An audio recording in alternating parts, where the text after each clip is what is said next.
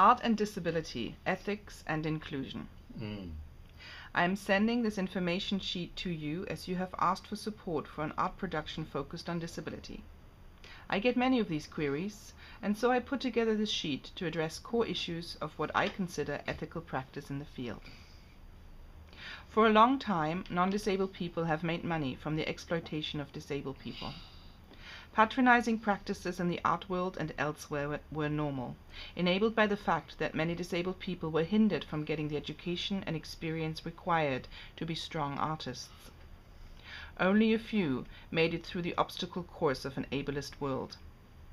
Things have changed, and successful disabled artists are everywhere, and they are addressing their own representation. At this point in time, there are disabled lighting designers, disabled costume makers, disabled sound designers, disabled musicians, disabled singers, disabled performance artists, disabled theater artists, disabled curators, disabled choreographers, disabled directors, disabled performers, disabled marketing specialists, disabled critics, and more.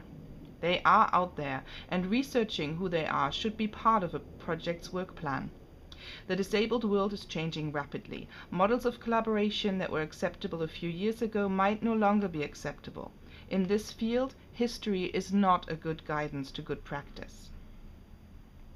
A contemporary production that stresses the disability angle in grand narratives or publicity should have an ethical plan to include disabled people as core collaborators and decision makers from the ground up and at all levels of production, front of house and back of house, at the level of organization, production, and audience. Ideally, thought should be given to mentorship. Less experienced disabled practitioners work shadowing experienced practitioners, disabled or not, to enrich the pool of expertise. My personal criteria for support are these. In grant applications, etc., I will personally only support work that channels at least 50% of its budget to disabled people and/or where at least 50% of the core decision makers are disabled. Thus, in order to evaluate potential productions for support, it will be necessary to prepare a statement of disability status for core personnel. Not medical labels, just self-identifications of disabled or non-disabled. My understanding of disability is broad and derived from the social model, so it includes, for instance, addiction issues, cancer history, psychological trauma, neurological difference, etc.